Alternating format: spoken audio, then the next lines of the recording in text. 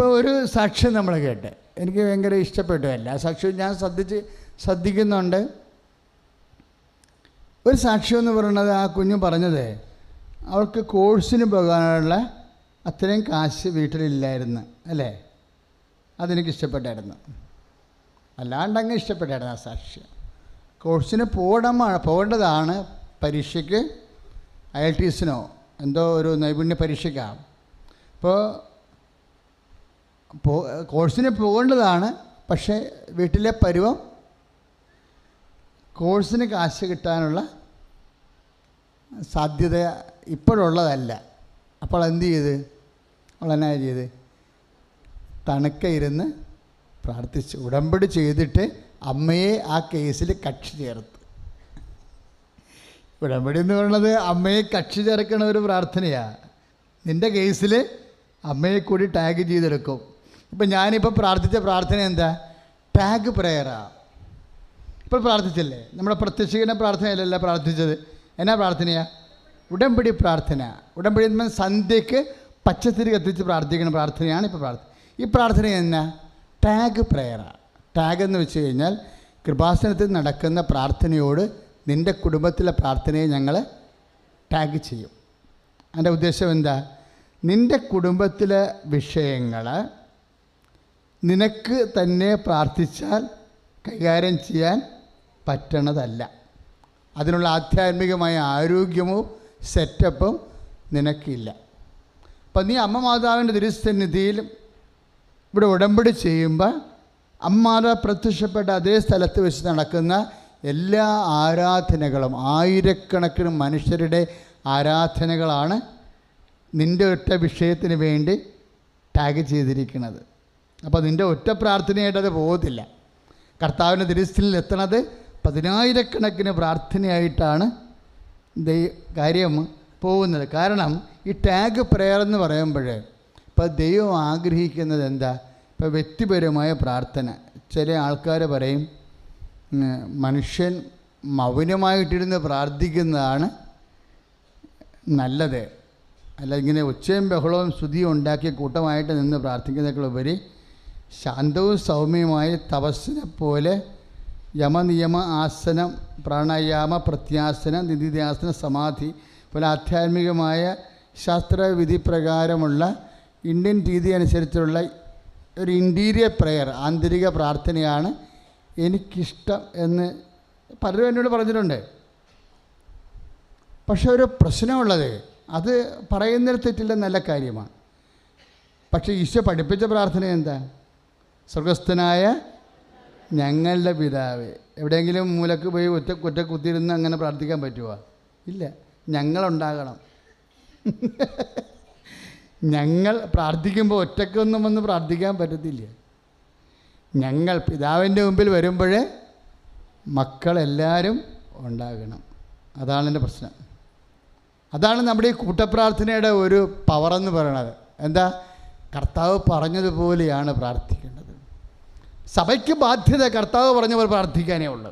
ലോകമതങ്ങളിലും സംസ്കാരങ്ങളിലും എന്തൊക്കെ പറഞ്ഞിട്ടുണ്ടെങ്കിൽ അത് അവർക്ക് കൊടുത്തിരിക്കുന്ന കാര്യങ്ങളാണ്. അവർക്ക് കൊടുത്തിരിക്കുന്ന കാര്യങ്ങളെന്ന് പറഞ്ഞാൽ എന്താ? ഹെബ്രായ ലേഖനം 1:1 പൂർവ്വകാലങ്ങളിൽ പല പ്രവാചകന്മാർ മുഖേന ദൈവം നമ്മുടെ പിതാക്കന്മാരോട് സംസാരിച്ചിട്ടുണ്ട്. എന്നാൽ ഈ അവസാന കാലത്ത് തൻ്റെ പുത്രൻ വഴി നമ്മളോട് സംസാരിച്ചിരിക്കുന്നു. കൈ അടിച്ചു കർത്താണ്.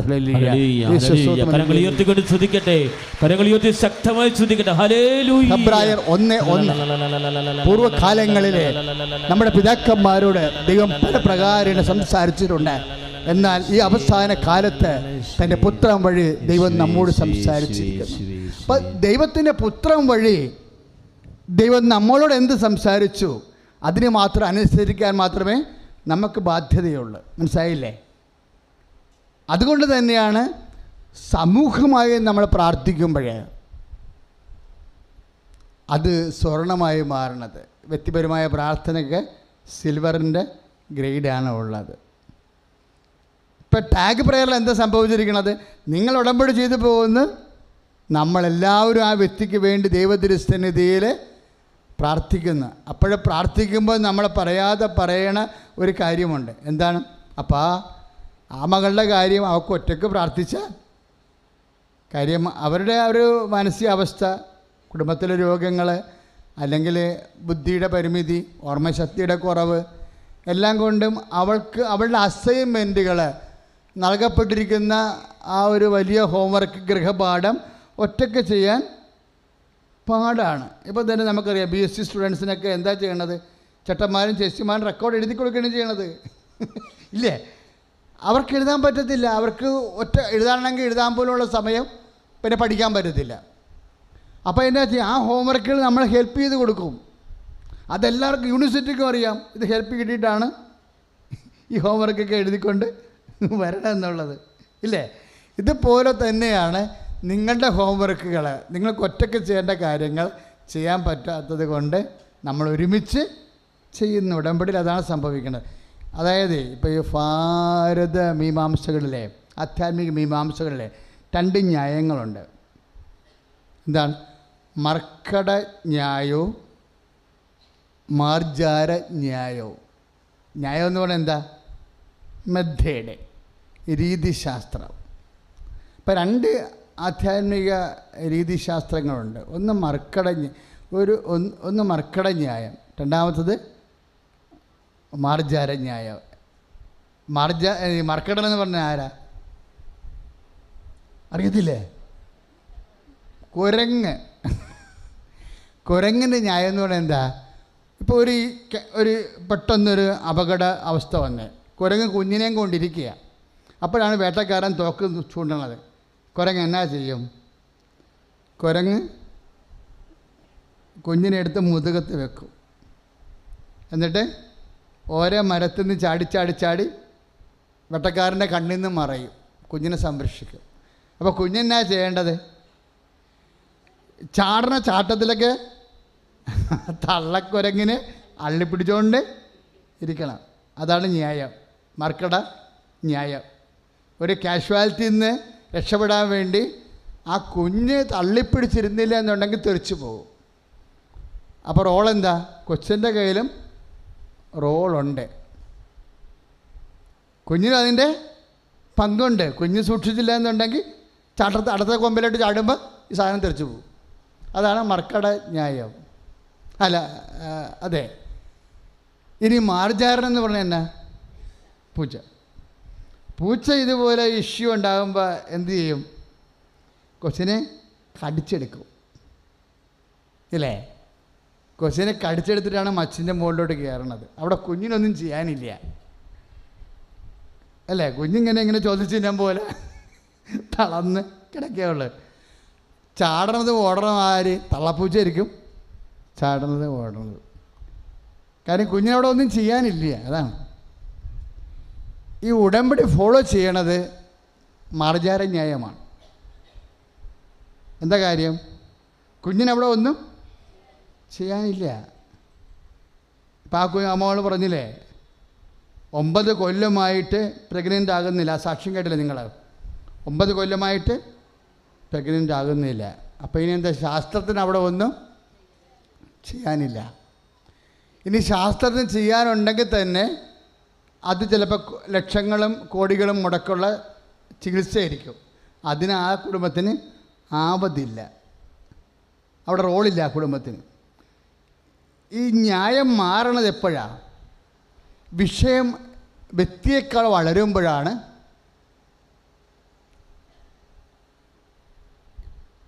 വിഷയം. ഇപ്പം നമുക്കുണ്ടാകുന്നൊരു വിഷയം ചില സമയത്ത് വ്യക്തിയേക്കാൾ താഴ്ന്നതായിരിക്കും. അപ്പം അങ്ങനെയുണ്ടെങ്കിൽ അവിടെ മർക്കട ന്യായമാണ് ഉപയോഗിക്കുന്നത്. വിഷയം ചിലപ്പോൾ വ്യക്തിയേക്കാൾ വലുതായിരിക്കും.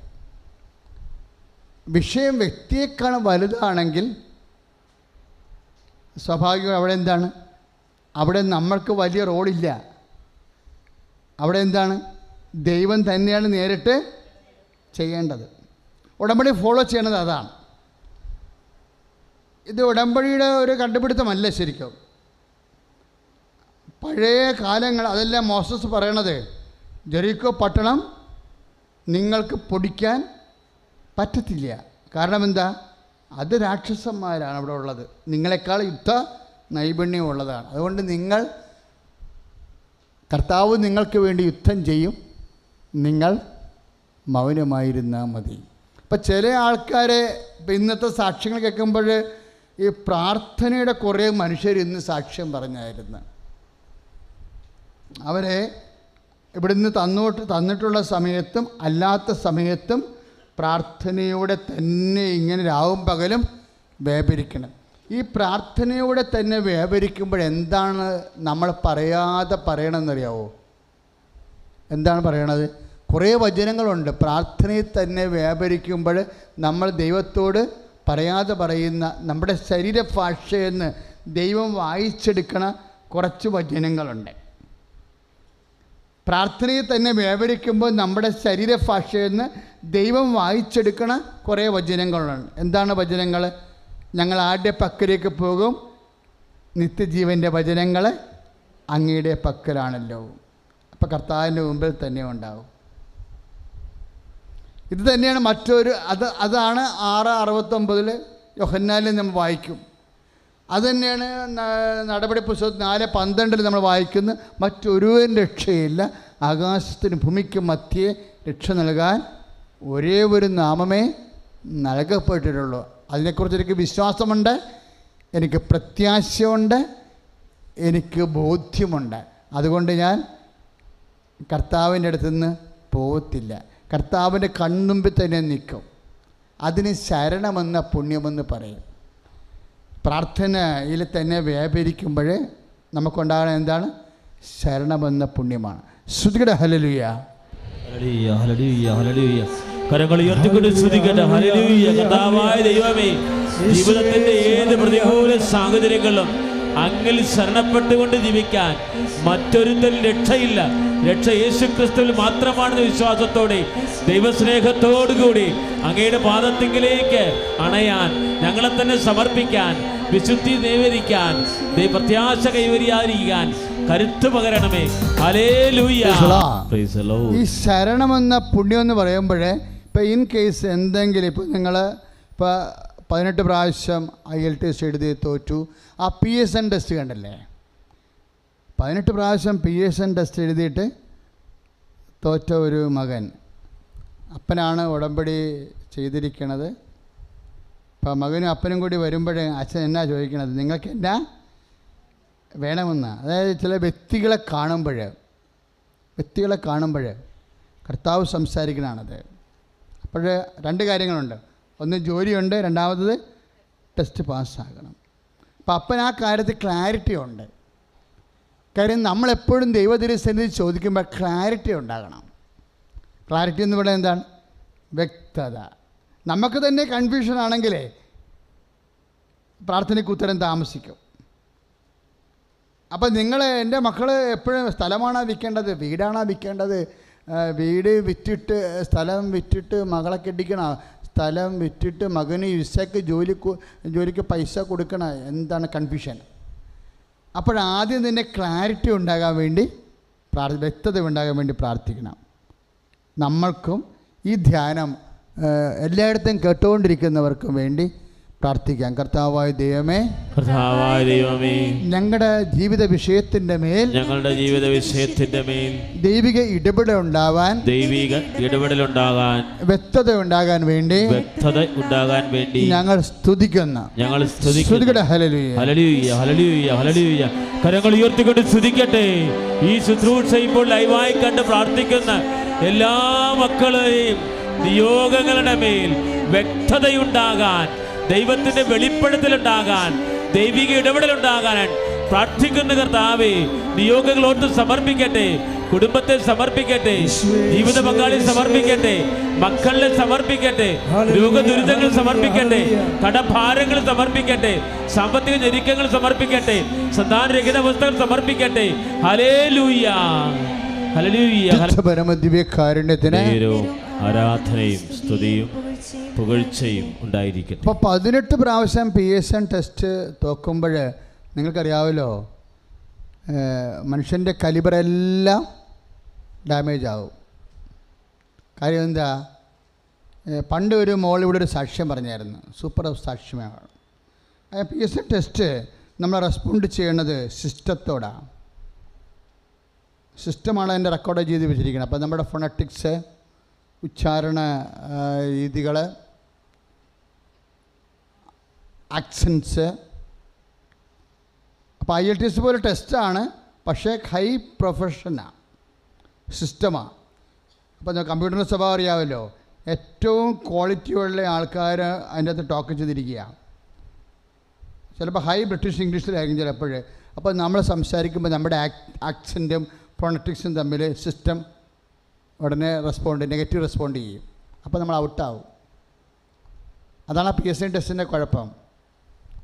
ഒന്നും ചെയ്യാൻ പറ്റത്തില്ല. സിസ്റ്റമാണ് ഈ വിഷയം കൈകാര്യം ചെയ്യണത്. റൈറ്റിംഗ് ആയാലും എല്ലാം ഡിക്റ്റേറ്റ് ചെയ്യണത്, മാർക്കിടുന്നത്. അപ്പോൾ 18 പ്രാവശ്യം തോക്കുക എന്ന് വെച്ച് കഴിഞ്ഞാൽ ഇനി ഈ ജന്മത്ത് ആ മനുഷ്യന് സിസ്റ്റം അയാൾ അംഗീകരിക്കത്തില്ലെന്ന് എൻ്റെ അർത്ഥം. തീർന്നു, ആ പരിപാടി തീർന്നു. ഇനി ഇവിടെ എന്താ വരുന്നത്? ഇനി കർത്താവ് നേരിട്ട് വരണം. അതുകൊണ്ട് അപ്പനോട് ചോദിക്കണത് കറക്റ്റ് ചെയ്യാൻ പറയും. നിങ്ങളുടെ പ്രയർ ഇൻറ്റൻഷൻ, പ്രാർത്ഥനാ നിയോഗം കറക്റ്റ് ചെയ്യാൻ പറയും. ഉടനെ അപ്പൻ അവിടെ നിന്ന് കറക്റ്റ് ചെയ്യും. എന്താ പറയണത് അദ്ദേഹം പറയണത്? ജോലി നമുക്ക് ടെസ്റ്റ് പാസ്സാകണം. ടെസ്റ്റ് പാസ്സായ ജോലി എന്ത് ജോലി വേണമെങ്കിലും എപ്പോൾ വേണമെങ്കിലും കിട്ടും. അത് കറക്റ്റാണ്. അദ്ദേഹത്തിൻ്റെ ഉത്തരം കറക്റ്റാണ്. അപ്പോൾ കർത്താവിൻ്റെ തിരുസന്നിധിയിൽ ആ വിഷയം വ്യക്തമായി കഴിഞ്ഞാൽ ഉടനെ നമുക്ക് ബ്ലെസ് ചെയ്യാൻ പറ്റും. എന്താ കാര്യം? അദ്ദേഹത്തിന് വിശ്വാസമുണ്ട്, അതിനേക്കാൾ ഉപരി എനിക്ക് വിശ്വാസമുണ്ട്. കർത്താവ് നമ്മളുടെ അന്നന്ന് വേണ്ട ആഹാരം ഇന്ന് ഞങ്ങൾക്ക് തരണമേ എന്ന ആ പ്രാർത്ഥനയിലുള്ളതാണ്. കർത്താവിൻ്റെ പദ്ധതിയിലുള്ളതാണ് നമ്മുടെ ജീവിതത്തിൻ്റെ എല്ലാ അവസ്ഥകളും. അല്ലെങ്കിൽ ആ വരി വേണേൽ കർത്താൻ ഒഴിവാക്കാൻ വരുന്നു. ആഹാരത്തിന് വേണ്ടി അല്ലല്ലോ നമ്മൾ ജീവിക്കണത് എന്ന് ഈശോ പണ്ട് പറഞ്ഞിട്ടുണ്ട്. മനുഷ്യൻ അപ്പം കൊണ്ട് മാത്രമല്ല ജീവിക്കണമെന്ന് പിശാചിനോട് പറഞ്ഞിട്ടുണ്ട്, ഇല്ലേ? അപ്പം ആ സ്ഥിതിയിൽ ആ പ്രാർത്ഥനയ്ക്ക് വേണമെങ്കിൽ ഈശോൻ്റെ ഒരു പൊതു നയത്തിൻ്റെ പേരിൽ വേണമെങ്കിൽ പ്രായോഗികമായ ജീവിത വിഷയം ഒഴിവാക്കാം. പക്ഷെ പ്രായോഗികമായ ജീവിത വിഷയം ഈശോ ഒഴിവാക്കിയില്ല. എന്താ കാര്യം? ഇതൊക്കെ നിങ്ങൾക്ക് ആവശ്യമാണെന്ന് എൻ്റെ സ്വർഗസ്ഥനായ പിതാവ് അറിയുന്നു. കാര്യം പിതാവിൽ കൺകറൻസ് ഉള്ളതാണ്. യോഹന്നാൻ 6:33 അനുസരിച്ചുകൊണ്ട് ഇതൊക്കെ നിങ്ങൾക്ക് ആവശ്യമാണെന്ന് എൻ്റെ സ്വർഗസ്ഥനായ പിതാവ് അറിയുന്നു. അപ്പോൾ അന്നു വേണ്ട ആഹാരം എന്നുള്ളത് പിതാവിൻ്റെ ഉള്ളിൽ പോലും നമ്മളിവിടെ മാന്യമായ ഭക്ഷണം കഴിച്ച് നല്ല വസ്ത്രം ധരിച്ചു കർത്താവിൻ്റെ ദൈവത്തിൻ്റെ മക്കളെപ്പോലെ ഇവിടെ ഡീസൻ്റായിട്ട് ജീവിക്കണമെന്നുള്ളത് നമ്മളെ സൃഷ്ടിച്ചപ്പോൾ തന്നെ നൽകിയിട്ടുള്ള ബ്ലെസ്സിങ്സാണ്. ദൈവം അങ്ങനെ ആഗ്രഹിക്കുന്നുണ്ട്. കാര്യം അന്നു വേണ്ട ആഹാരം ഇന്ന് ഞങ്ങൾക്ക് തരണമേ എന്ന് നമ്മൾ പ്രാർത്ഥിക്കുമ്പോഴേ, യോഹന്നാൻ 6:7 പ്രാർത്ഥിക്കുമ്പോഴേ, മത്തായി 6:7 പ്രാർത്ഥിക്കുമ്പോഴേ ആ പ്രാർത്ഥനയുടെ ചുവട് കിടക്കണ എവിടെയാണ്? സന്താന പുഷ്ടിയുള്ളവരായി പെരുകി ഭൂമിയെ കീഴടക്കുവാൻ. മനുഷ്യനെ സൃഷ്ടിച്ചപ്പോൾ തന്നെയാണ് പെരുകി നിലനിൽക്കാൻ വേണ്ടി തന്നിരിക്കുന്നത്. ഭൗതിക സാഹചര്യങ്ങളെല്ലാം ദൈവം അന്നേ അനുഗ്രഹിച്ചിരിക്കുന്നതാണ്.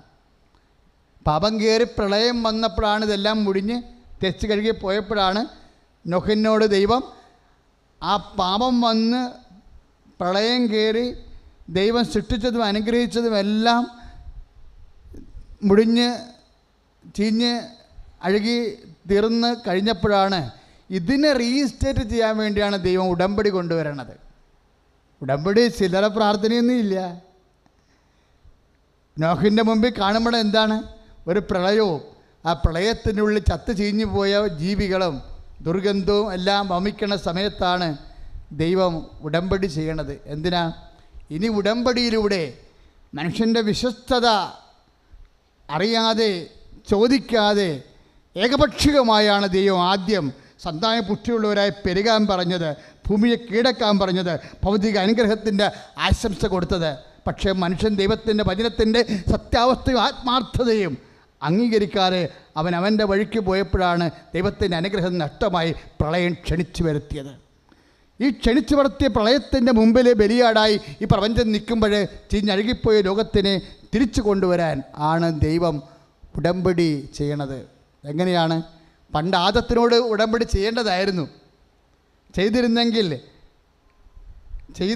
ഉടമ്പടിയുടെ നിബന്ധനകൾ പാലിക്കാൻ ആദവും ഹവ്വായും ബാധ്യസ്ഥമായിരുന്നു. എങ്കിലും നിബന്ധന കൊടുക്കാതിരുന്നില്ല. ഒരു ചെറിയ നിബന്ധന കൊടുത്തു. എന്താ കൊടുത്തത്? തോട്ടത്തിൻ്റെ നടുക്ക് നിൽക്കുന്ന വൃക്ഷത്തിൽ നിന്ന് നിങ്ങൾ ഭക്ഷിക്കരുത്. അത് നിബന്ധനയാണ്. എല്ലാ അനുഗ്രഹവും കൊടുത്തതിന് ശേഷം അറിയാത്ത അനോണിമസ് കവനൻറ്റ്, അറിയാത്ത ഉടമ്പടി, നമ്മുടെ വാട്ടർ മാർക്ക് പോലെ ബൈബിളിൽ കിടക്കുന്ന സംഭവമാണ് അനോണിമസ് കവനൻറ്റ്, അറിയാത്ത ഉടമ്പടി. എന്തെങ്കിലും കാര്യങ്ങളോ നിബന്ധനകളോ നിയമങ്ങളോ നമ്മൾ പറയാതെ ദൈവം പറയുമ്പോൾ ഓർക്കുക, അതിൻ്റെ പിന്നിലെല്ലാം വാഗ്ദാനങ്ങളുണ്ട്. വാഗ്ദാനത്തിൻ്റെ മുമ്പിലെല്ലാം അതിനെ സാക്ഷാത്കരിക്കുന്ന ഭൗതിക അഭിവൃദ്ധികളുണ്ട്. ഈ ഭൗതിക അഭിവൃദ്ധി പാപം ചെയ്ത് മനുഷ്യൻ ദൈവത്തിൻ്റെ സാന്നിധ്യവും സ്നേഹത്തിൽ നിന്ന് അകന്നു പോയി കഴിഞ്ഞപ്പോൾ അതിനെ തിരിച്ചു കൊണ്ടുവരാൻ വേണ്ടിയാണ് ഞാൻ നിന്നോട് സ്ഥായിയായ സ്നേഹം കാണിക്കും, ഞാൻ നിന്നോട് ഉടമ്പടി ചെയ്യുമെന്ന് ജെറമിയ 11 പറയണത്. ജെറമിയ 11:7 പറയുന്നത് എന്താണ്? ഞാൻ നിന്നോട് സ്ഥായിയായ സ്നേഹം കാണിക്കും, സ്ഥിരമായ ഉടമ്പടി ഞാൻ നിന്നോട് ചെയ്യും. നീ എന്തിനാണ് ദൈവം നമ്മൾ ഉടമ്പടി ചെയ്യണത്? നമ്മളോടുള്ള സ്നേഹം സ്ഥായിയായി നിലനിൽക്കാനാണ്. സ്ഥായിയായി നിന്ന് കഴിഞ്ഞാൽ എന്താണ്? ഈ അനുഗ്രഹവും സ്ഥായിയായി നിലനിൽക്കും. ഉടമ്പടിയിലൂടെ എല്ലാ വാഗ്ദാനങ്ങളും സ്ഥായിയായി നിലനിൽക്കാൻ വേണ്ടിയാണ്. അതുകൊണ്ടാണ് ഇപ്പം ചിലർ ചോദിക്കണില്ലേ, ഞങ്ങളുടെ കാര്യമെല്ലാം കണ്ടല്ലോ, ഇനി ഉടമ്പടിയിൽ തുടരണമെന്ന്. എൻ്റെ സഹോദരങ്ങളെ ഒന്ന് ചിന്തിച്ച് നോക്കിക്കേ. നമ്മൾ ഉടമ്പടി ചെയ്തില്ലെങ്കിൽ പോലും ഒരു ശരാശരി ദൈവ പൈതൽ അനുഷ്ഠിക്കേണ്ട കാര്യങ്ങൾ മാത്രമേ ഉടമ്പടിയിലുള്ളൂ. ഒരു ശരാശരി ദൈവ പൈതൽ നമ്മൾ ജീവിക്കുമ്പോൾ സാധാരണ അനുഷ്ഠിക്കേണ്ട കാര്യങ്ങൾ മാത്രമേ ഉടമ്പടിയിലുള്ളൂ. ഉടമ്പടി ഒഴിവാക്കി, ഉടമ്പടി അനുഷ്ഠാനക്രമം പ്രകാരം ചെയ്തില്ലെങ്കിൽ പോലും ഉടമ്പടി അല്ലാണ്ട് നമുക്ക് ജീവിക്കാൻ നമുക്ക് പറ്റത്തില്ല. എന്താ കാര്യം? ഇപ്പം ഞാൻ രോഗിയായിരുന്നു, നിങ്ങൾ എന്നെ സന്ദർശിച്ചു. രോഗികളെ സന്ദർശിക്കാൻ നമ്മൾ ബാധ്യസ്ഥരല്ലേ? ലോകം മുഴുവൻ പോവുക, എല്ലാ സൃഷ്ടികളോടും സുവിശേഷം പ്രസംഗിക്കുക, കർത്താവിനെ അറിയാത്തവർ അറിയിക്കാൻ നമ്മൾ ബാധ്യസ്ഥരല്ലേ? അതിന് ഉടമ്പടിയുടെ ആവശ്യമുണ്ടോ? അപ്പോൾ ഉടമ്പടി ഇല്ലെന്നുണ്ടെങ്കിലും നമ്മുടെ ജീവിതം തന്നെ ഉടമ്പടി ആയിരിക്കണമെന്ന് ദൈവം പറയാതെ പറയുന്ന പോലെയാണ് ഉടമ്പടിയുടെ എല്ലാ നിബന്ധനകളും. നമ്മളെ അതൊരു ദൈവവിളിയാണ്. ഉടമ്പടി എന്താണ്? ഒരു ദൈവവിളിയാണ്. Covenant is a vocation. ഉടമ്പടി ഒരു ദൈവവിളിയാണ്. എന്തിനാണ്? വിശുദ്ധിയിലേക്കുള്ള വിളി, ദൈവശക്തിയിലേക്കുള്ള വിളി. കൈ അടിച്ച് കർത്താവിന് ഹല്ലേലൂയ. ഈ നിബന്ധനകളെല്ലാം നമ്മൾ ചെയ്യണില്ലേ? ഈ നിബന്ധനകൾ ചെയ്യുമ്പോൾ എൻ്റെ മക്കൾ അതിൻ്റെ ഉള്ളിലുള്ള സ്പിരിറ്റ് എന്താണെന്ന് നോക്കണം. ഉടമ്പടിയുടെ ഉള്ളിലുള്ള സ്പിരിറ്റ്, അതിൻ്റെ ചൈതന്യം എന്താണ്? ലവ് ഓഫ് ഗോഡാ, ദൈവ സ്നേഹമാണ്. എൻ്റെ വചനങ്ങൾ എന്നെ സ്നേഹിക്കുന്നവൻ എൻ്റെ വചനങ്ങൾ പാലിക്കും. അപ്പോൾ എൻ്റെ പിതാവ് അവനെ സ്നേഹിക്കുകയും ഞങ്ങൾ വന്ന് അവനിൽ വാസമുറപ്പിക്കുകയും ചെയ്യും. നാം 14:21 വായിക്കണില്ലേ യോഹന്നാൻ്റെ സുവിശേഷത്തിലെ? എന്നെ സ്നേഹിക്കുന്നവൻ പറഞ്ഞ് എൻ്റെ വചനങ്ങൾ പാലിക്കും. എൻ്റെ വചനങ്ങൾ പാലിക്കും. അപ്പോൾ എൻ്റെ പിതാവ് അവനെ സ്നേഹിക്കുകയും ഞങ്ങൾ വന്ന് അവനിൽ അവളിൽ വാസമുറപ്പിക്കുകയും ചെയ്യും. Price the Lord. അപ്പോൾ ദൈവത്തിൻ്റെ വാസം നമ്മോട് കൂടെ. ഉടമ്പടി ചില്ലറ പ്രാർത്ഥനയല്ലെന്ന് ഞാൻ പറഞ്ഞില്ലേ? ഇതൊരു ദൈവിക പദ്ധതിയാണ്. അച്ഛൻ്റെ പുതിയ പുസ്തകം ഇറങ്ങാൻ പോകണ്ടേ? ഉടമ്പടി പദ്ധതിയും പ്രയോഗവും. ഉടമ്പടി പദ്ധതിയും പ്രയോഗവും. ഇത് പദ്ധതിയാണ്, ദൈവിക പദ്ധതിയാണ്. ഈ നിബന്ധനകളെല്ലാം നമ്മൾ ചെയ്യുമ്പോഴേ നമ്മുടെ മനസ്സിലുണ്ടാവേണ്ടത് എന്താണ്? ഞാൻ പ്രാർത്ഥിക്കാൻ വരുമ്പോൾ എൻ്റെ മുറിയിരുന്നായാലും എവിടെ ഇരുന്നായാലും വണ്ടിയിരുന്ന കാറിൽ ഇരുന്നായാലും ഞാൻ പ്രാർത്ഥിക്കുന്ന മുമ്പ് കർത്താവിനോടൊരു കാര്യം പറയും. നിങ്ങൾ പ്രാർത്ഥിക്കുന്ന മുമ്പ് കർത്താവിനോടൊരു കാര്യം പറയും. നിങ്ങൾ എന്നാ പറയണത്? പിതാവ് ദൈവത്തിൻ്റെ മകളായിരിക്കണം പരിശുദ്ധ ദേവമാതാവേ, ഞങ്ങളിൽ ദൈവ വിശ്വാസമെന്ന പുണ്യമുണ്ടായി വർദ്ധിക്കണമേ, അല്ലേ? പിന്നെ എന്നാ പറയണത്? പുത്രൻ തമ്പുരാൻ്റെ മാതാവായിരിക്കണം പരിശുദ്ധ ദേവമാതാവേ, ഞങ്ങളിൽ ദൈവ ശരണമെന്ന പുണ്യമുണ്ടായി വർദ്ധിക്കണമേ. ഇപ്പം യാക്കോബ സഹോദരി സാക്ഷ്യം പറഞ്ഞില്ലേ? ഉടമ്പടി എടുത്തതിന് ശേഷം അവൾ കത്തോലിക്കയിൽ നിന്ന് പോയി ജപമാല പഠിച്ചു വന്ന്. കാര്യം അത് കേട്ടപ്പോഴേ ജപമാല പോലെ ഒരു പ്രാർത്ഥന ഇനി സഭയിലുണ്ടാവത്തില്ല. അത്രയും സമ്പൂർണ്ണമാണ് ആ പ്രെയർ. അത്രയും ഒരു പ്രെയറിൻ്റെ എല്ലാ കണ്ടൻറ്റും ഉള്ള രക്ഷാകര സംഭവങ്ങളെ ഹൃദയത്തിൽ വിശ്വസിച്ച് അധരം കൊണ്ട് ഏറ്റുപറയുമ്പോൾ രക്ഷ പ്രാപിക്കുകയാണ്. ജപമാല നമ്മളെ ക്രിസ്തുവിലേക്കാണ് അടുപ്പിക്കുന്നത്. കൈ അടിച്ച് കിടത്താണ്. കരങ്ങൾ ഉയർത്തിക്കൊണ്ട് സ്തുതിക്കട്ടെ. കർത്താവേ, കുടുംബ പ്രാർത്ഥനയെ സമർപ്പിച്ച് പ്രാർത്ഥിക്കുന്നു. കുടുംബ പ്രാർത്ഥന ചെലവഴിച്ച് ഞങ്ങൾ ഉടമ്പടി പ്രാർത്ഥനയെ സമർപ്പിച്ച് പ്രാർത്ഥിക്കുന്നു. ഓരോ നിയോഗങ്ങളും സമർപ്പിച്ച് പ്രാർത്ഥിക്കുന്നു. കർത്താവേ, അഭിഷേകം ചെയ്യണമേ. കുടുംബങ്ങൾ ആശീർവദിക്കപ്പെടണമേ. കുടുംബങ്ങളിൽ സുരക്ഷിതത്വം നൽകണമേ. കുടുംബത്തിന്റെ ആവശ്യങ്ങൾ നിറവേറ്റി നൽകണമേ.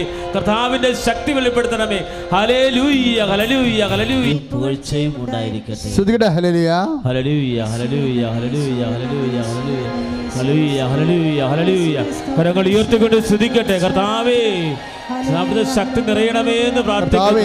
ഈ ധ്യാനം ലോകം മുഴുവൻ ഇരുന്ന് അനേക രാജ്യങ്ങളിലും സംസ്ഥാനങ്ങളിലും ജില്ലകളിലും ഇരുന്നു കൊണ്ട് ദേശങ്ങളിലിരുന്നു കൊണ്ട് പ്രാർത്ഥിക്കുന്ന കൂടുന്ന ഓരോ മക്കൾക്കും അവരുടെ ജീവിത അവസ്ഥകളിലെ അവർ മാരക രോഗങ്ങൾ, തീരാവ്യാധികളിൽ, ജീവിത ദുരിതങ്ങളിലെ കർത്താവേ, പരിശുദ്ധ അമ്മ ഇറങ്ങി വന്നുകൊണ്ട് ദൈവത്തിൻ്റെ അതുപോലെ പ്രാർത്ഥിക്കുന്ന മുമ്പ് നിങ്ങൾ ഇപ്പം ഞാൻ പ്രാർത്ഥിക്കുന്ന മുമ്പ് ദൈവത്തോട് പറയും, കർത്താവേ, ഞാൻ പ്രാർത്ഥിക്കുന്നു. എന്താ കാരണം? എനിക്കൊരാവശ്യമുള്ളത് കൊണ്ടല്ല. എന്താ കാര്യം? മറിച്ച് ഞാൻ നിന്നെ സ്നേഹിക്കുന്നു. I pray because I love you. അതാണ് സംഭവം. നമ്മുടെ വിഷയത്തിന് 2ാം സ്ഥാനമാണ്. വിഷയത്തിൽ 1ാം സ്ഥാനം വന്നാൽ ആ പ്രാർത്ഥന വിഗ്രഹാരാധനയെ മാറും. പറഞ്ഞ മനസ്സിലായില്ലേ? ഞാൻ പ്രാർത്ഥിക്കുന്നു, I pray because I love you. ഞാൻ പ്രാർത്ഥിക്കുന്നു കാരണം ഞാൻ നിന്നെ സ്നേഹിക്കുന്നു. എന്താ കാര്യം? ബാക്കിയുള്ള വിഷയം എന്താ? ബാക്കിയുള്ള നിൻ്റെ ആവശ്യങ്ങൾ നീ പ്രാർത്ഥിക്കുന്ന മുമ്പ് തന്നെ നിൻ്റെ കർത്താവ് അറിയുന്നു. അപ്പോൾ 2ാമത്തെ സ്ഥാനം മാത്രമേ നമ്മുടെ ആവശ്യത്തിന് നമ്മൾ കൊടുക്കാവൂ. എന്താ കാരണം? 1ാം സ്ഥാനം എന്താ? പ്രാർത്ഥനയിൽ ദൈവം തന്നെയായിരിക്കണം. ദൈവം തന്നെയായിരിക്കണം നമ്മുടെ അത് ആ 1ാം പ്രമാണം അനുസരിച്ചാണ് ആ പ്രാർത്ഥന പോണത്. നിൻ്റെ കർത്താവ് ദൈവം. അപ്പം നമ്മുടെ വിഷയം നമ്മുടെ കർത്താവാകരുത്. പലപ്പോഴും പല ആൾക്കാർക്ക് സംഭവിക്കണത് വെള്ളം വള്ളത്തിൻ്റെ അകത്ത് കിടക്കും. അപ്പോൾ എന്ത് പറ്റും? വള്ളം മുങ്ങിപ്പോവും. അതാണ് ഈ സംഭവം. വെള്ളം വള്ളത്തിൻ്റെ അകത്ത്, പക്ഷേ വെള്ളം വേണം അല്ലേ? വള്ളം പോകണമെങ്കിൽ വെള്ളം വേണം. അപ്പോൾ വെള്ളത്തിലാണ് വള്ളം കിടക്കേണ്ടത്. പക്ഷേ പ്രോബ്ലം എന്താ വെച്ച് കഴിഞ്ഞാൽ പലർക്കും സംഭവിക്കണത് വെള്ളം വള്ളത്തിൻ്റെ ഉള്ളിൽ കിടക്കും. വിഷയത്തിന് പ്രാർത്ഥനയേക്കാൾ വലിയ വിഷയം വരും. അതാണ് ചോദിക്കണത്. നിങ്ങൾ എന്താണ് ക്ലാരിറ്റി വേണമെന്ന് പറയുന്നത് ഇതാണ്. അപ്പോൾ 1ാം സ്ഥാനം ദൈവത്തിന് തന്നെയായിരിക്കണം. ദൈവത്തിന് എന്ന് പറയുമ്പോൾ ഈ നിബന്ധനകളെല്ലാം, ഉടമ്പടി നിബന്ധനകളെല്ലാം ലക്ഷ്യം വെക്കണത് എന്താ? ദൈവസ്നേഹമാണ്. നീ രോഗിയെ കാണുമ്പോഴും കർത്താവ് എന്നാ പറഞ്ഞത്? നീ രോഗിയെ കാണുമ്പോഴും നീ ഒരു പത്രമെടുത്ത് കൊടുക്കത്തില്ലേ? പത്രമെടുത്ത് പ്രാർത്ഥിച്ച് കൊടുക്കത്തില്ലേ? അപ്പോൾ നിൻ്റെ ഉള്ളിലുണ്ടാകേണ്ടത് എന്താ? ദൈവസ്നേഹമാണ്. ഹൈദരാബാദിൽ നിന്നൊരു സാക്ഷ്യം കേട്ടില്ലേ നമ്മൾ? എനിക്ക് ഭയങ്കരമായിട്ട് അത് ഇഷ്ടപ്പെട്ടായിരുന്നു അച്ഛൻ. അതായത് എനിക്കിഷ്ടപ്പെട്ടതിന് കാരണം ആ മുസ്ലിം സഹോദരൻ്റെ വിവാഹം നടക്കണില്ലെങ്കിൽ സ്വാഭാവികം മനുഷ്യരെ സംബന്ധിച്ചിടത്തോളം നടത്തിയില്ലെങ്കിൽ അവർ നടത്തിയിട്ടെടുത്തോളൂ. അതിന് നമുക്ക് എന്നാന്ന് നോക്കും. അങ്ങനെയല്ല. ആ മോൾക്കത് കേട്ടപ്പോഴൊരു സങ്കടം, മറ്റുള്ള മനുഷ്യരുടെ വിഷമതകൾ നമുക്കൊരു സങ്കടങ്ങളായിട്ട് തോന്നുകയും നമ്മൾ ദൈവതിരുസന്നിധിയിൽ അത് സമർപ്പിക്കുകയും ചെയ്യും. അപ്പോഴെന്താ? അവിടെ ഒരു സ്നേഹമാണ് പ്രൊഡ്യൂസ് ചെയ്യണത്. പ്രേക്ഷിത പ്രവർത്തനത്തിൻ്റെ ലക്ഷ്യം എന്താണ്? ഇപ്പോൾ ഉടനെ ഒരു കൃപാസനം പത്രമെടുത്ത് നിങ്ങൾ ഈ പത്രമെന്ന് വെറുതെ സാക്ഷ്യം പറയരുത്. അപ്പോൾ അത് മനോരമയാണ്, ഇംഗ്ലീഷാണ്, ഹിന്ദുവാണ്, മാതൃഭൂമിയാണെന്ന് ആൾക്കാർക്ക് സംശയം തോന്നും. വെഞ്ചരിച്ച കൃപാസനം പത്രമെന്ന് പറയണം. മനസ്സിലായില്ലേ? കാര്യം പത്രത്തെക്കുറിച്ചൊക്കെ ഒത്തിരി ഒരു ഒബ്ജക്ഷൻസും പുറത്ത് ഒത്തിരി ആക്ഷേപങ്ങളൊക്കെ കൊണ്ടുണ്ട്. ഞങ്ങളെ സംബന്ധിച്ചിടത്തോളം ഇത് മിഷൻ പത്രമാണ്. എന്താ ഉള്ളത്?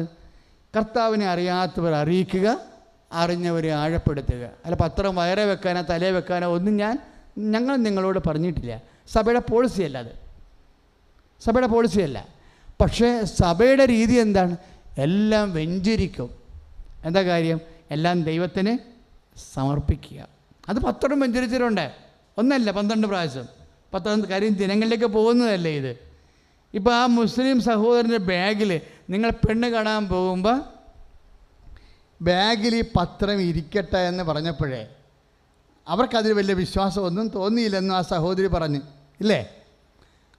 അപ്പോഴും ആ സഹോദരി എന്നാ പറയണത്, അവർക്ക് വിശ്വാസം തോന്നിയില്ലെങ്കിലും ഞാൻ അവർക്ക് വേണ്ടി, അതാണ് കറക്റ്റ് സംഭവം, അതാണ് സംഭവം. മറ്റുള്ള സഹോദരങ്ങൾക്ക് വിശ്വാസം ഉണ്ടാകുന്നവരെ നമ്മൾ അവർക്ക് വേണ്ടി പ്രാർത്ഥിച്ചുകൊണ്ടേയിരിക്കും. അപ്പോൾ ദൈവം കേൾക്കുന്നത് ആരാ? നമ്മുടെ പ്രാർത്ഥനയാണ്. എന്നിട്ട് ആ സഹോദരി വേണ്ട ഒരു കാര്യം പറഞ്ഞ്, അവരവിടെ പോയി ആ കല്യാണം കണ്ട് 10-38 വർഷമായിട്ട് കല്യാണം നടക്കാത്ത കേസാണ്. ആ കല്യാണം ഇങ്ങനെ പത്രം വെച്ച് പോയിട്ട്, പത്രം എന്ന് നമ്മൾ ഉദ്ദേശിക്കുന്നത് എന്താണ്? വെഞ്ചരിച്ച പത്രം, ദൈവത്തിൻ്റെ സാന്നിധ്യം. അതിൻ്റെ ഒരു അടയാളമാണത്, അല്ല ദൈവം അല്ല, അത് ദൈവത്തിൻ്റെ സാന്നിധ്യമല്ല, പക്ഷെ അതിൻ്റെ അടയാളം. ഇപ്പോൾ നമ്മൾ സ്കൂളിൽ നിന്ന് സ്കൂളെങ്കിലും അടുത്തുണ്ടെങ്കിൽ ഉടനെ ഒരു ത്രികോണം പോലെ ട്രാഫിക് ലോ അനുസരിച്ചിട്ട് ഒരു ബോർഡ് വെക്കും, ഒരു കൊച്ചു ബാഗ് കൊണ്ട് ചാടണം വെക്കും. അപ്പോൾ എന്താ ഡ്രൈവർമാർ ചെയ്യണത്? ഇവിടെ സ്കൂളുണ്ട്, അതുകൊണ്ട് 40 കിലോമീറ്റർ താഴെ സ്പീഡാക്കണമെന്ന്. അപ്പോൾ ആ കാണുന്ന ബോർഡല്ല സ്കൂള് വേറെയാണ്. ആ ബോർഡ് എന്താണ്? ഒരടയാളമാണ്. ഇതുപോലെ നിൻ്റെ വെഞ്ചരിച്ച എല്ലാ വസ്തുക്കളും എന്താണ്? ദൈവം അതിന് പിന്നാമ്പുറത്തുണ്ടെന്നുള്ളതിൻ്റെ അടയാളമാണ്. ഇതെല്ലാം അടയാളമാണ്. ആ കാശുരൂപം കൊണ്ടുപോയ മോള് പരീക്ഷത്തിന് എന്താണ്? അത് ദൈവത്തിൻ്റെ അടയാളങ്ങളാണ്. എന്താണ്?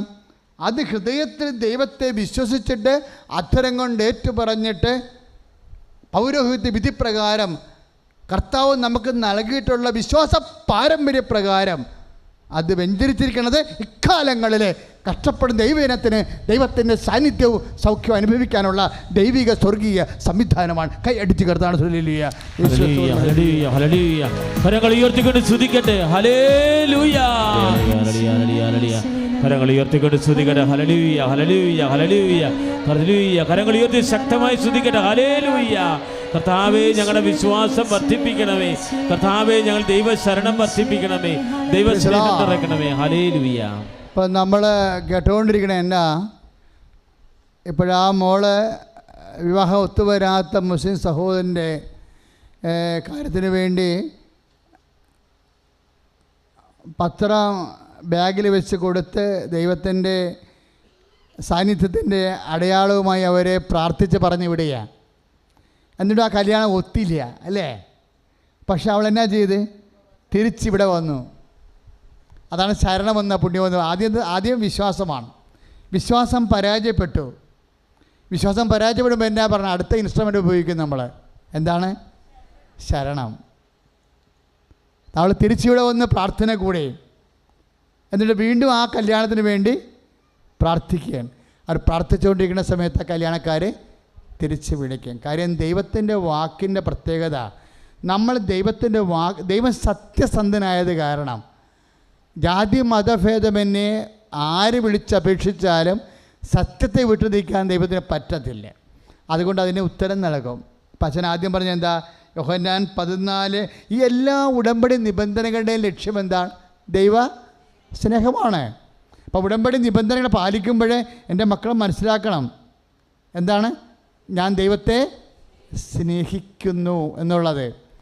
അതറിയാണ്ടാണ് ഇങ്ങനെ കാട്ടിക്കൂട്ടി ഇങ്ങനെ അനുഷ്ഠാനക്രിയകൾ ഒപ്പിച്ചെടുക്കുകയാണെന്നുണ്ടെങ്കിൽ അത് hearts your lips without heart.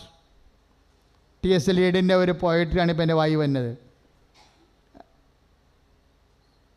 എന്താണെന്ന് വെച്ചാൽ ചില സമയത്ത് നമ്മളുടെ ലിപ്സിന് ഹാർട്ട് നഷ്ടപ്പെടും. എന്ന് വെച്ച് കഴിഞ്ഞാൽ പ്രാർത്ഥനയ്ക്ക് ദൈവസ്നേഹം നഷ്ടപ്പെടും. അപ്പോൾ rat fitting on the broken glasses എന്ന് അദ്ദേഹം പറഞ്ഞ പോലെ ഇരിക്കും. എന്താണ്? അതുകൊണ്ട് പ്രാർത്ഥനകളെല്ലാം ഈ പൊട്ടിക്കിടക്കുന്ന ചില്ലിൻ്റെ കഷ്ണത്തിൻ്റെ മുകളിൽ കൂടി എലി നിരച്ച് പോകുമ്പോൾ കേൾക്കണ സ്വരമില്ലേ? Rat fitting on the broken glasses. എന്താണ്? ഹോളോ മാനാണെന്ന്, സ്റ്റഫ്ഡ് മാനാണെന്ന്. തലയുടെ അകത്ത് ദൈവമില്ല, മറിച്ച് സ്റ്റഫ് ചെയ്ത് വെച്ചിരിക്കുകയാണ്. അപ്പോൾ സ്റ്റഫ് ചെയ്ത് വെക്കുന്ന ഒരു മനുഷ്യക്കോലത്തിൻ്റെ പ്രാർത്ഥനകൾ ഒരു ചില്ലിൻ്റെ കിലുക്കം പോലെ ഇരിക്കുമെന്നാണ്. എപ്പോഴും നമ്മൾ നിബന്ധനകൾ പാലിക്കുമ്പോഴേ ആ നിബന്ധനകളുടെ ഉള്ളിൽ ലക്ഷ്യമെന്താണ്? സ്നേഹമായിരിക്കട്ടെ നിങ്ങളുടെ 1 കൊറിന്ത്യൻസിൻ്റെ 13:14 സ്നേഹമായിരിക്കട്ടെ നിങ്ങളുടെ ലക്ഷ്യം. അപ്പം നിബന്ധനകൾ പാലിക്കുമ്പോഴും നിബന്ധനകൾ അതിൽ തന്നെ ലക്ഷ്യമല്ല. കാരുണ്യപ്രവൃത്തി ചെയ്യുന്നു, ഞാൻ രോഗിയായിരുന്നു, നിങ്ങളെന്നെ സന്ദർശിച്ചു എന്ന് പറയുമ്പോഴേ ആ നിബന്ധനകൾ നമ്മൾ പാലിക്കും. ഒരു പ്രായമുള്ള അല്ലെങ്കിൽ പ്രത്യേകിച്ച് സഹായിക്കാൻ ആരുമില്ലാത്ത ആളെ നമ്മൾ ഒരു കിടപ്പ് രോഗിയെ കുളിപ്പിക്കുമ്പോഴേ ആ കുളിപ്പിക്കുന്നത് ഉടമ്പടിയുടെ ലക്ഷ്യമല്ല, അത് ഒരു കർമ്മമാണ്. അതിൻ്റെ പിന്നിലുള്ള ദൈവസ്നേഹമാണ് ലക്ഷ്യം. മക്കൾ മനസ്സിലായില്ല? പ്രേക്ഷിത പ്രവർത്തനങ്ങൾ ചെയ്യുമ്പോൾ ഓർക്കണം, ഞാൻ വലിയ കാര്യം ചെയ്തതെന്ന് പറയണത് എന്താണ്? ഞാൻ ആ രോഗിയെ കുളിപ്പിച്ചു എന്നുള്ളതല്ല വലിയ കാര്യം. എന്താണ്? ആ രോഗിയെ കുളിപ്പിക്കുന്നതിലൂടെ ഞാൻ കർത്താവിൻ്റെ വാക്ക് പാലിച്ചു, ദൈവത്തെ സ്നേഹിച്ചു എന്നുള്ളതാണ് അതിൻ്റെ ലക്ഷ്യം. ഉടമ്പടിയുടെ എല്ലാ ലക്ഷ്യം ദൈവസ്നേഹമാണ്. അതാണ് നമ്മൾ 14:11 ശ്രുതിയുടെ ഹല്ലേലൂയ. ഹല്ലേലൂയ ഹല്ലേലൂയ ഹല്ലേലൂയ. കരങ്ങൾ ഉയർത്തിക്കൊണ്ട് സ്തുതിക്കട്ടെ. ഹല്ലേലൂയ ഹല്ലേലൂയ ഹല്ലേലൂയ ഹല്ലേലൂയ. Praise the lord. Praise the lord. Yohannan 14:21 എൻ്റെ കൽപ്പനകൾ സ്വീകരിക്കുകയും എന്ന് പറഞ്ഞേ, എൻ്റെ കൽപ്പനകൾ സ്വീകരിക്കുകയും പാലിക്കുകയും ചെയ്യുന്നവനാണ് എന്നെ സ്നേഹിക്കുന്നത്. എന്നെ സ്നേഹിക്കുന്നവനെ എൻ്റെ പിതാവ് സ്നേഹിക്കും. ഞാനും അവനെ സ്നേഹിക്കുകയും എന്നെ തന്നെ വെളിപ്പെടുത്തുകയും ചെയ്യും. ഇനി 14:23 യോഹന്നാൻ്റെ സുവിശേഷം. യേശു പ്രതിഭജിച്ചു, എന്നെ സ്നേഹിക്കുന്നവൻ എൻ്റെ വചനം പാലിക്കും. അപ്പോൾ പിതാവ് അവനെ സ്നേഹിക്കുകയും ഞങ്ങൾ വന്ന് അവൻ്റെ അടുത്ത് അവനിൽ വാസമുറപ്പിക്കുകയും ചെയ്യും. Price the Lord. അപ്പോഴേ ദൈവത്തിൻ്റെ സാന്നിധ്യം, നിബന്ധനകളുടെ ഗുണമെന്താണെന്നറിയാവോ? ഈ നിബന്ധനകൾ നമ്മൾ ഉടമ്പടി നിബന്ധനകൾ നമ്മൾ പാലിക്കുമ്പോൾ നമ്മൾ പാലിക്കണത് നിബന്ധനകളല്ല നമ്മുടെ ലക്ഷ്യം. പിന്നെ എന്താണ്? ദൈവസ്നേഹമാണ് നമ്മുടെ ലക്ഷ്യം.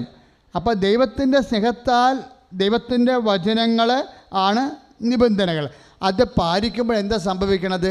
ഞങ്ങൾ വന്ന് അവനിൽ വാസമുറപ്പിക്കും. ഇപ്പോൾ ഒരു സാക്ഷ്യം നമ്മൾ കേട്ടില്ലേ? അച്ഛൻ പറഞ്ഞു ഉടമ്പടി ചെയ്യുമ്പോൾ ദൈവത്തിൻ്റെ സാന്നിധ്യം നമ്മുടെ കൂടെ ഉണ്ടാകും. അപ്പോൾ ദൈവത്തിൻ്റെ സാന്നിധ്യം ഉണ്ടാകണത് യോഹന്നാൻ്റെ സുവിശേഷം 14:23 അനുസരിച്ച് കൊണ്ടാണ്. നിങ്ങൾ കാര്യം ഉടമ്പടിയുടെ ജീവനെന്ന് പറയണത് എന്താ? നിബന്ധനയാണ്. ശരിക്കും പറഞ്ഞാൽ നിബന്ധനകളാണ്. അപ്പോൾ എൻ്റെ മക്കൾ വളരെ കർക്കശമായിട്ടൊരു തീരുമാനം എടുക്കണം. എന്താ എടുക്കേണ്ടത്? എല്ലാ നിബന്ധനകളും പാലിക്കുമ്പോൾ it must be out of love. അതെങ്ങനെയാണ്? ദൈവ സ്നേഹത്തിലായിരിക്കണം. പ്രാർത്ഥിക്കുക, കർത്താവായ ദൈവമേ, ഉടമ്പടി നിബന്ധനകൾ അതെത്ര കട്ടിയായാലും സ്നേഹത്തോടെ പാലിച്ച് അങ്ങയുടെ വചനത്തിലുള്ള യോഹന്നാൻ 14:23 അനുസരിച്ചുള്ള വാഗ്ദാന പ്രകാരമുള്ള ദൈവസ്നേഹത്താൽ ദൈവത്തിന്റെ സാന്നിധ്യത്താൽ എന്നെ നിറക്കണമേ. ഹല്ലേലൂയ ഹല്ലേലൂയ ഹല്ലേലൂയ. കരങ്ങൾ ഉയർത്തിക്കൊണ്ട് സ്തുതിക്കട്ടെ. ഹല്ലേലൂയ ഹല്ലേലൂയ ഹല്ലേലൂയ. കർത്താവായ ദൈവമേ, ഉടമ്പടിയെ കുറിച്ചുള്ള വലിയ സന്ദേശങ്ങള്, പ്രബോധനങ്ങള് തിരുവചനത്തിലൂടെ ലഭിക്കുന്നതിനെ ഓർത്ത് നന്ദി പറയുന്ന കർത്താവേ, ഉടമ്പടി പ്രാർത്ഥനയുടെ ചൊരുന്ന കൃപകൾക്ക് നന്ദി പറയുന്ന കർത്താവേ, അമ്മേ പരിശുദ്ധ ദൈവമാതാവേ, വാഗ്ദാന പേടകമായ അമ്മേ, ഞങ്ങൾക്ക് വേണ്ടി മാധ്യസ്ഥം വഹിക്കണമേ. പരിശുദ്ധ പരമദിവ്യകാരുണ്യത്തിന് നേരവും ആരാധനയും സ്തുതിയും പുകഴ്ചയും ഉണ്ടായിരിക്കട്ടെ. ഈ ദൈവ സാന്നിധ്യം, ഉടമ്പടി നിബന്ധനകൾ ദൈവസ്നേഹത്തോടെ പാലിക്കുമ്പോൾ നമുക്ക് ദൈവ സാന്നിധ്യമാണ് വാഗ്ദാനം ചെയ്തിരിക്കുന്നത് അല്ലേ? ഈ ദൈവ സാന്നിധ്യം എന്തിനു വേണ്ടിയാണ് വാഗ്ദാനം നൽകിയിരിക്കുന്നത്? ഇപ്പോൾ കോടതിയിലൊക്കെ കേസ് ജയിക്കണത് ഞാൻ കണ്ടിട്ടുണ്ട്, സാക്ഷ്യം പറയണത്.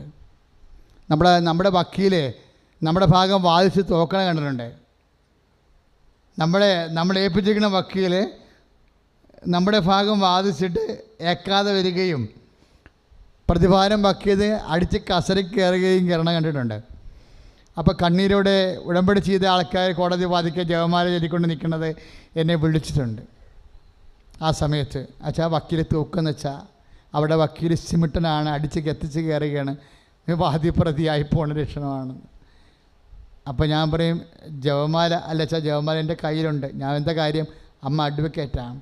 കാര്യം അവിടെയൊക്കെ ദൈവത്തിൻ്റെ സത്യം പരാജയപ്പെടുമ്പോൾ ദൈവത്തിൻ്റെ സാന്നിധ്യത്തിൻ്റെ വില അപ്പോഴേ നമ്മൾ അറിയത്തുള്ളൂ.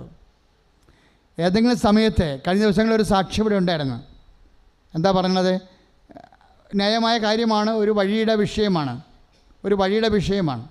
അപ്പോൾ അവർക്ക് ഭർത്താവും ഭാര്യയും മാത്രമേ ഉള്ളൂ, പിന്നെ മക്കളിവിടെ ഇല്ല. ഒരു കൊച്ചുണ്ട്, അവിടെ അവന് ഇവിടെ ഇല്ല. നാട്ടുകാരെല്ലാം കൂടി ഒരുമിച്ച് കൂടിയിരിക്കുകയാണ് കൈ കയറാൻ വേണ്ടി.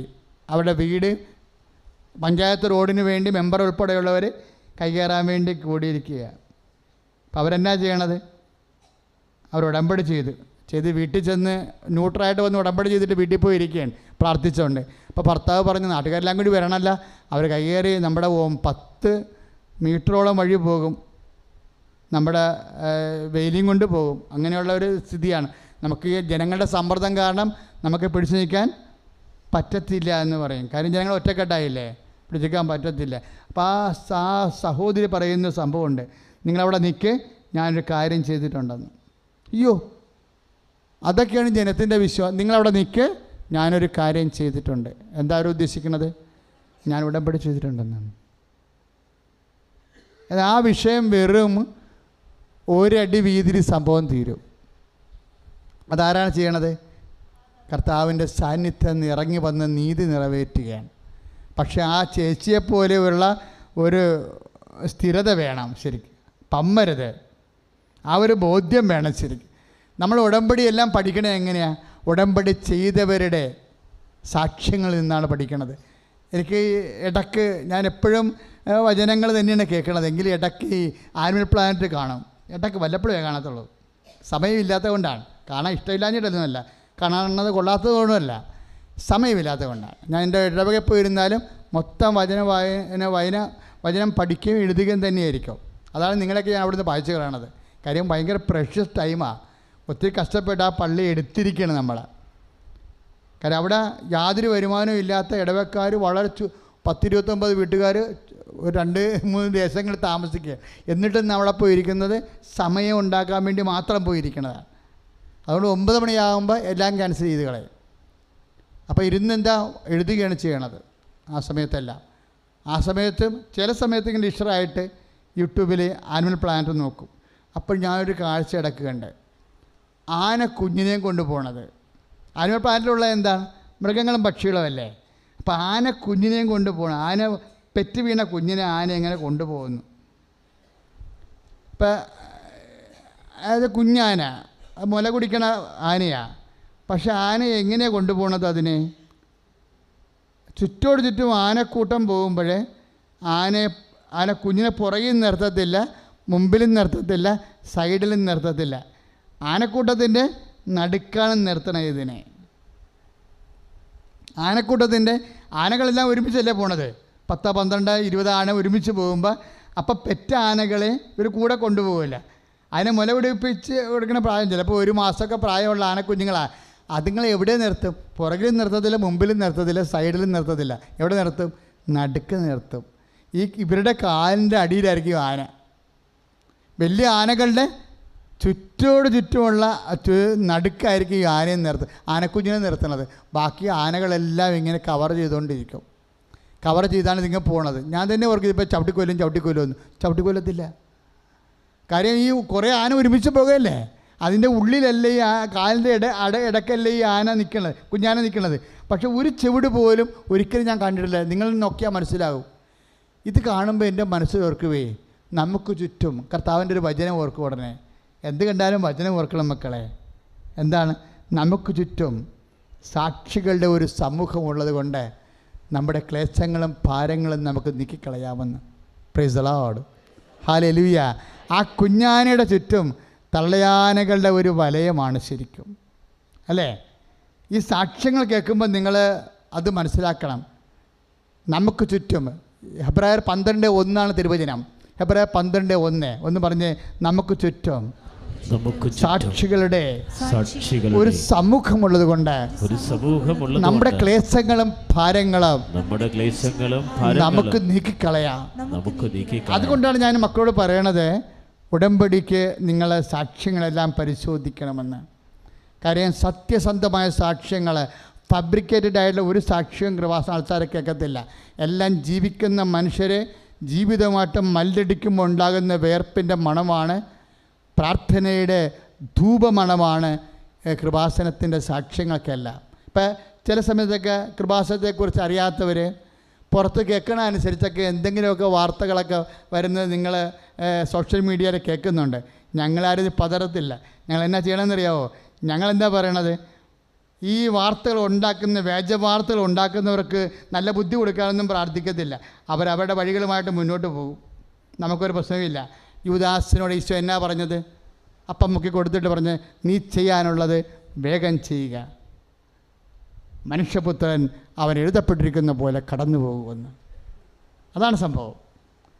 ഏത് തിന്മയുടെ ശക്തികളും പിശാചായാലും ശരി, അവൻ ആരെ ഉപകരണമാക്കിയാലും ശരി, അവർ ചെയ്യാനുള്ളത് വേഗം ഭംഗിയായിട്ട് ചെയ്യുക. നമ്മൾ ചെയ്യാനുള്ളത് നമ്മൾ ചെയ്യും. എന്താ കാര്യം? പകലായിരിക്കുമ്പോഴോ ഞാൻ എൻ്റെ പിതാവിൻ്റെ പ്രവൃത്തികൾ ചെയ്യേണ്ടിയിരിക്കുന്നു. ആർക്കും വേല ചെയ്യാൻ കഴിയാത്ത രാത്രികാലം അടുത്ത് വരികയാണല്ലോ. കർത്താവ് പറഞ്ഞല്ലോ, ആ കുറുക്കനോട് ചെന്ന് പറ, ഇന്നും നാളെയും ഞാൻ ഇവിടെ തന്നെ ഉണ്ടാകുമെന്ന്. അതാണ് കർത്താവിൻ്റെ ദ സ്പിരിറ്റ് ഓഫ് ജീസസ്. കർത്താവിൻ്റെ സ്പിരിറ്റാണ് നമുക്കുള്ളത്. നമ്മളിങ്ങനെ വിഷയങ്ങളൊന്നും പതറത്തില്ല. പതറേണ്ട കാര്യമില്ല. കാര്യം എന്താ? അപ്പോഴും നമ്മൾ അമ്മയോട് പറയും, അമ്മ പ്രത്യക്ഷപ്പെട്ടതിൻ്റെ അടയാളങ്ങളാണ് നീ കാണിച്ചു കൂട്ടുന്നത് ഇവിടെ. അത് 10 കൂടുതൽ കൂട്ടിക്കഴിഞ്ഞാൽ ഉദ്ദേശം എന്താ? കൃപാസനത്തിന് പേരെടുക്കാനും പ്രസിദ്ധമാകാനല്ല. അത് കേൾക്കുന്ന 10 മനുഷ്യരെ ദൈവത്തെങ്കിലേക്ക് വരും. ആത്മാക്കളുടെ വീണ്ടെടുപ്പാണ് കൃപാസനത്തിൻ്റെ ലക്ഷ്യം. അത് കേൾക്കുന്ന മനുഷ്യർ 10 മിറക്കിൾ കൂടുതൽ ഉണ്ടായിക്കഴിഞ്ഞാൽ എത്ര നിരീശ്വരവാദം. ഇപ്പം തന്നെ ഒരു മോള് സാക്ഷ്യം പറഞ്ഞില്ലേ, എനിക്ക് ഉടമ്പടിയെക്കുറിച്ച് സംശയമായിരുന്നു, പലരും തെറ്റായ ബോധ്യങ്ങളാണ് എനിക്ക് നൽകിക്കൊണ്ടിരുന്നത്. പക്ഷേ എനിക്കൊരാവശ്യം വന്നപ്പോൾ ഞാൻ ഉടമ്പടി ആശ്രയിച്ചപ്പോഴാണ് ദൈവം ആരാണെന്ന് എനിക്ക് മനസ്സിലായത്. അത്തരം 10 സാക്ഷ്യങ്ങൾ വരുമ്പോൾ എത്രയോ പേരുണ്ടാകും ഇതുപോലെ ഉടമ്പടിയെക്കുറിച്ച് തെറ്റിദ്ധാരണയുള്ളവർ. ബഹുമാനപ്പെട്ട സിസ്റ്റേഴ്സ് ഉണ്ടല്ലോ, അങ്ങനെയുള്ള വേജ വാർത്തയെ ഷെയർ ചെയ്യുന്നതിൻ്റെ കൂട്ടത്തിൽ 2-3 സിസ്റ്റർമാരുണ്ടായിരുന്നു. അപ്പം ഞാൻ തന്നെ വാപ്പൊളിച്ചു പോയി, ദൈവമേ പ്രാർത്ഥിക്കുന്ന കന്യാസിമാർക്ക് എന്നാ പറ്റിയെന്ന്. അപ്പോഴേ സഭയിൽ തന്നെയും പലതരത്തിലുള്ള അഭിപ്രായങ്ങളുണ്ടാകും. പക്ഷേ അവർക്കത് മനസ്സിലാവാത്തത് കൊണ്ടാണ്.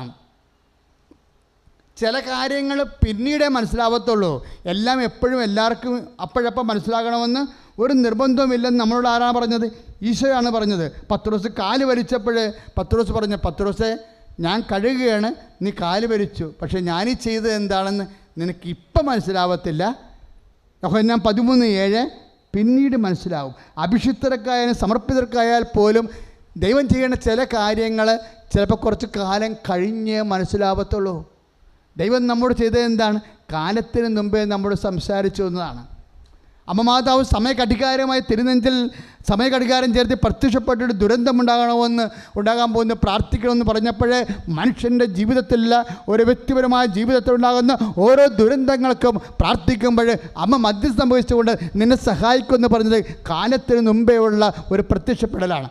ആ കാലമാകുമ്പോൾ സഭയത് പഠിക്കും, സഭയത് സത്യം വെളിവാക്കിക്കൊണ്ട് ലോകത്തോട് സഭ സംസാരിക്കുന്ന ഒരു കാലത്തിന് വേണ്ടി നമ്മൾ നോക്കിപ്പാർക്കുകയാണ്, ഉപവസിക്കുകയാണ്, ജാഗ്രത അനുഭവിക്കുകയാണ്. സ്തുതിക്കട്ടെ, ഹല്ലേലൂയ, ഹല്ലേലൂയ, ഹല്ലേലൂയ. കരങ്ങൾ ഉയർത്തിക്കൊണ്ട് സ്തുതിക്കട്ടെ, അതിശക്തമായി സ്തുതിക്കട്ടെ. കർത്താവായ ദൈവമേ, അമ്മേ, പരിശുദ്ധ ദൈവമാതാവേ, കൃപാസന മത്താനിൽ പ്രത്യക്ഷയായ അമ്മേ, അമ്മയുടെ മുമ്പിൽ സമർപ്പിച്ച നിയോഗങ്ങളുടെ മേൽ അത്ഭുതങ്ങൾ പ്രവർത്തിക്കാൻ തിരുസുതനോട് മാധ്യസ്ഥം വഹിക്കണമേ. കർത്താവേ, ശുശ്രൂഷ കണ്ട് പ്രാർത്ഥിക്കുന്ന എല്ലാ മക്കളുടെ മേലും ദൈവത്തിന്റെ കരുത്ത് പ്രകടമാകട്ടെ. വിശ്വാസത്തോടെയും പ്രാർത്ഥന സ്തുതിച്ചുകൊണ്ട് ഭാഷാപരത്തെ പ്രാർത്ഥിക്കാൻ കഴിയുന്നവർ ഭാഷാപരത്തെ പ്രാർത്ഥിച്ചുകൊണ്ട് നമുക്ക് അഭിഷേകം സ്വീകരിക്കാം. സന്തോഷമായി നിൽക്കുക. ഈ പ്രാർത്ഥനയുടെ വെളിപാടുകളൊന്നാണ് joy is the king of virtues. സന്തോഷമാണ് പുണ്യങ്ങളുടെ രാജാവ്. കാര്യം സന്തോഷത്തിൽ വിശ്വാസമുണ്ട്, സന്തോഷത്തിൽ ദൈവസ്നേഹമുണ്ട്, സന്തോഷത്തിൽ ശരണമുണ്ട്, സന്തോഷത്തിൽ സമർപ്പണമുണ്ട്. കർത്താവേ, അങ്ങയുടെ സ്വർഗീയ രഹസ്യങ്ങളെ അങ്ങേ കൊച്ചു സമൂഹത്തിന് വെളിപ്പെടുത്തിക്കൊണ്ട് ആരാധനയെ സമ്പൂർണ്ണമായി സാന്നിധ്യം നൽകുന്നതിന് സ്തോത്രം ചെയ്യുന്നു കർത്താവേ. കർത്താവേ, ഞങ്ങൾ നിബന്ധനകൾ പാലിക്കുമ്പോൾ നിന്നെ സ്നേഹിക്കുകയാണെന്നുള്ളത് കർത്താവേ അങ്ങ് വെളിപ്പെടുത്തി. കർത്താവേ, നിന്നെ സ്നേഹിക്കുമ്പോൾ നിൻ്റെ സാന്നിധ്യമാണ് ഞങ്ങളുടെ കൂടെ വസിക്കണം. ഞങ്ങൾ കർത്താവെ തിരിച്ചറിഞ്ഞ് കർത്താവെ അങ്ങയുടെ സാന്നിധ്യം കർത്താവെ ഞങ്ങളുടെ കൂടെ വസിക്കുമ്പോൾ ഞങ്ങൾക്ക് ചെയ്യാൻ പറ്റാത്ത കാര്യങ്ങളാണ് കർത്താവെ നീ ചെയ്യാൻ വേണ്ടി നീ ഞങ്ങളുടെ കൂടെ വരികയാണെന്ന് കർത്താവെ, വാഗ്ദാനം പാലിക്കുകയാണെന്ന് കർത്താവെ ഞങ്ങൾ മനസ്സിലാക്കി കർത്താവെ. ഇവിടെ പ്രാർത്ഥിക്കുന്ന ഓരോ മകൻ്റെ മേലും കർത്താവെ, മകളുടെ മേലും കർത്താവെ നിൻ്റെ സാന്നിധ്യത്താൽ അഭിഷേകം ചെയ്യണമേ. സ്തുതിയുടെ ഹല്ലേലൂയ, ഹല്ലേലൂയ, ഹല്ലേലൂയ, ഹല്ലേലൂയ. കരങ്ങൾ ഉയർത്തിക്കൊണ്ട് സ്തുതിക്കട്ടെ. കർത്താവേ, അവിടുത്തെ സാന്നിധ്യം ഇപ്പോൾ വെളിപ്പെടുത്തണമേ എന്ന് പ്രാർത്ഥിക്കുന്ന കർത്താവേ, അവിടുത്തെ കൃപ ചൊരിയണമേ എന്ന് പ്രാർത്ഥിക്കുന്ന കർത്താവേ, ഇപ്പോൾ കരമുയർത്തി മനമുയർത്തി നിയോഗങ്ങൾ സമർപ്പിക്കുന്നവർ, അപൂർവ രോഗികൾ, തീരാവ്യാധികൾ, വിഷമതയിൽ കഴിയുന്നവർ, ദുഃഖത്തിൽ കഴിയുന്നവർ എല്ലാവരുടെ മേലും സൗഖ്യത്തിൻ്റെ കൃപ ചൊരിയുന്ന പുണ്യ നിമിഷത്തെ സമർപ്പിക്കുന്നു. ഹല്ലേലൂയ. സ്തുതിയും പുകഴ്ചയും പരിശുദ്ധ പരമ ദിവ്യകാരുണ്യത്തിന് നേരവും ആരാധനയും സ്തുതിയും പുകഴ്ചയും ഉണ്ടായിരിക്കട്ടെ. കർത്താവായ ദൈവമേ, കർത്താവായ ദൈവമേ, മാരക രോഗികളെ അങ്ങ് സ്പർശിക്കണമേ. ഉദര രോഗികളെ ഇപ്പോൾ സ്പർശിക്കണമേ. ആഹാരത്തിന് മടുപ്പുള്ളവരെ, ആഹാരം ദഹിക്കാത്തവരെ, ആഹാരം കഴിക്കാൻ പറ്റാത്തവരെ, ആഹാരം കഴിക്കുമ്പോൾ ഉത്തരവുണ്ടാകുന്നവരെ കർത്താവെ സ്പർശിക്കണമേ. വിശുദ്ധ രക്തത്താൽ കർത്താവെ അന്നനാളങ്ങളെയും കർത്താവേ ദഹന വ്യവസ്ഥകളെയും അവയവങ്ങളെയും ഇപ്പോൾ സ്പർശിക്കണമേ. യേശുവിന്റെ നാമത്തിലെ അൾസർ രോഗങ്ങള്, അരിസസ് രോഗങ്ങള് യേശുവിന്റെ നാമത്തിലെ കഴുകപ്പെടട്ടെ.